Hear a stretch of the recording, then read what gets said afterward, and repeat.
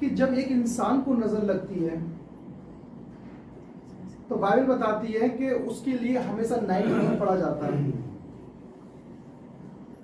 जब इंसान को नजर लगती है तो उसके लिए 91 पढ़ा जाता है, और वो 91 यदि अपने जीवन में एवरीडे वो मूल जमाने उसको याद हो तो वचन बताता है और स्कॉलर्स बताते हैं कि उस व्यक्ति को, विद्वान लोग बताते हैं कि उस व्यक्ति को नजर कभी लग नहीं सकती, क्योंकि वो परमेश्वर की छाया में हमेशा रहता है और वो अपने मुंह से अंगीकार करता है। हालेलुया। हालेलुया। दूसरा कि घर को भी एक नजर लगती है। आपने देखा होगा कि घर पे बहुत सारी नजर लगती है। ये मैं तो जनरली बता रहा हूँ क्योंकि यीशु मसीह ने कई बार बोला इस चीज के बारे में, इविल आइज के बारे में, जो इंग्लिश से हिंदी में लगता है नजर लगना। अब घर को नजर लगती है, लेकिन वचन कहता है कि जब कोई व्यक्ति 121 अपने घर में एवरीडे यानी ये इसको लेके प्रार्थना करता है तो वो घर उस दुष्ट आत्मा से, उस इविल आइज से वो छुटकारा होता है। आमीन।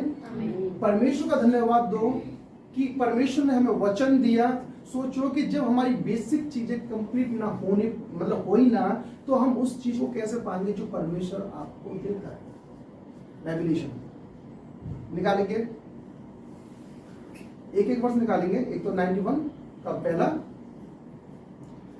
और 121 का तीसरा, हाँ 1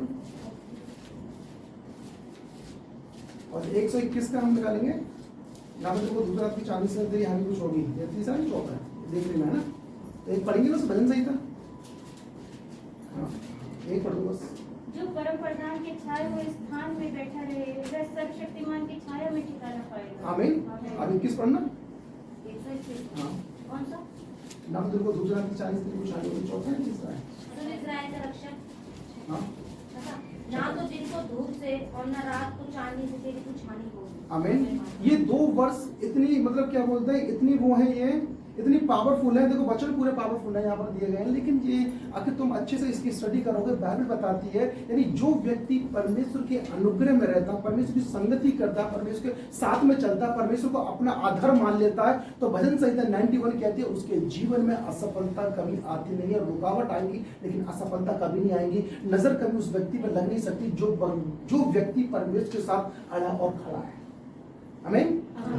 आप देखो भजन संहिता क्या कहता है, जो परम प्रधान की छाया स्थान में बैठा रहे, यानी जो परमेश्वर की महिमा के लिए बैठा रहे, जो विश्वास आपको दिया गया, मसीह का विश्वास आपको दिया गया, उसमें बैठा रहे। यदि वो व्यक्ति क्या कहते हैं उस वृक्ष के समान है, कितने भी क्या बोलते हैं, क्या कहते हैं, हवा आए, तूफान आए, कुछ भी आए, लेकिन वो वृक्ष कभी हलेगा नहीं, वो घर कभी टूटेगा नहीं। 121 भजन संहिता 121 उसमें 6 लिखा हुआ है, ना तो तुमको धूप से ना रात की चांदनी से तेरी कुछ हानि होगी। किसके लिए बोला गया है कि ज्यूस लोग जब क्या कहते हैं, जब घर में एंटर करते थे तो उससे पहले भजन संहिता 121 अपने दरवाजे में बोलते थे। वो सोचते थे कहीं ऐसा ना हो कि मेरे घर पर ईविल आइज लगी हो और हम इसलिए बोलेंगे। और ये कहता है वचन बताता है कि कहता है वो एवरी डे अपने घर के लिए इसको लेके प्रार्थना किया करते थे। परमेश्वर का धन्यवाद हो कि वचन परमेश्वर ने हमें दिया। कभी कभी ऐसा होता है ना कि हमारी आंख पड़ गई, वैसा आएगा, या हाथ हो जा रहा आप ऐसा, जब तक ये इससे ना निकलोगे पर विरोध था कर ही नहीं सकता। आप रेवलेशन तुम देख ही नहीं सकते। हालेलुया। तो परमेश्वर का धन्यवाद करो कि परमेश्वर ने अपने वचन में बताया है कि यानी तेरे की जो असफलता है, उस असफलता को दूर करने के लिए आपको वचन पढ़ना पड़ेगा। आप एक बात ध्यान रखो, आप कहते हो कि वचन बाइबल पढ़नी नहीं आती, हाँ है ना, बहुत बहुत बहाने होते हैं ना बाइबल पढ़ना कि बाइबल पढ़नी नहीं आती, लेकिन सुन भी तो सकते हो। सोचो भी फिर भी है, आपको क्या कहते हैं 2 लाख रुपए दें और उस कागज में कुछ लिख के दें तो आप 10 लोगों में पढ़वा कर ढूंढोगे, हाँ है ना, तो क्या क्या लिखा हुआ उसमें। विपिन ने भेजे वही पैसे, एक पर्चा भी दे, इसे पढ़ना जरूर। तुम 10 लोगों में पूछ लोगे, वो इंग्लिश में भेजेंगे ना, तो इंग्लिश बार बार तुम ढूंढ ढांड पूछ के लेके आओगे कि नहीं भाई ये पढ़ के बता दो बस भैया ने क्या बोले, 2 लाख रुपए दिए। पता है क्यों? जो खरबों का खजाना तुम्हारे पास बाइबल है, आप उसको नहीं सुन सकते, आप उसको सुन नहीं सकते। कोई बंदा जो पढ़ रहा है आपको, हालेलुया। परमेश्वर का धन्यवाद करो जो उसने अपने वचन में बताया गया है कि तुम्हारी असफलता को दूर करने के लिए ये वचन है, परमेश्वर है। हम क्या करते हैं, प्रार्थना कर रहे हैं लेकिन वचन साथ में नहीं ले पाते, तो वो काम नहीं कर पाती प्रार्थना। हालेलुया। तो वचन कहता है कि ना तो दिन को धूप से, ना रात को चांदी से तेरी को चांदी होगी, यहोवा सारी विपत्ति से तेरी रक्षा करेगा।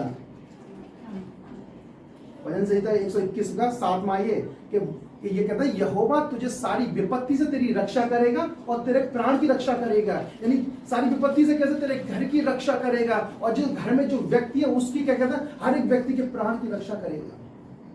हालेलुया। हालेलुया। परमेश्वर ने प्रॉमिस किया, लेकिन एक शर्त है कि आपको पसंद कौन सी है, जो परम प्रधान के छाये स्थान में बैठा रहे, आप मसीह के विश्वास में बैठे रहो। मैंने एक चीज देखी, हालेलुया, मैंने एक चीज देखी, मैं खत्म करता हूं। मैंने एक चीज देखी, जो व्यक्ति अपनी जबान पर कंट्रोल नहीं कर सकता, परमेश्वर से महिमा नहीं ले पाएगा। जेन्युइनली बता दूंगा, चाहे आप 3 घंटे प्रार्थना करो, 4 घंटे प्रार्थना करो, जिसको लगाम नहीं है अपनी जबान पर, वो क्या कहता है, वो उसका कहता है वो फंसता ही फंसता है। मैं कई बार सुनते हैं फंस जाता हूँ। हालेलुया। तो परमेश्वर को धन्यवाद दो जो परमेश्वर ने आपको दिया। आप कहते हैं नजर लग गई, घर को लगी, घर में कलेश हो गई या वो चीज हो गई, आपको एवरीडे उस वचन को लेकर प्रार्थना करनी चाहिए। परमेश्वर ने आपको वचन दिया, यदि आपको लगती है तो आप क्या कहते हैं, पौलुस भी इस बात को कहता है कि इविलाइज लगना, यीशु मसीह भी कहते हैं इविलाइज लगती है लोगों को। आप भजन संहिता बाय हार्ट आप रीड करो और आप एवरीडे उसे लेकर प्रार्थना करो। तुम्हारी जो कहते हैं जो नजरें होती हैं, जो लोगों की निगाहें होती हैं, वो परमेश्वर के नाम से वो लज्जित होंगी। आमीन।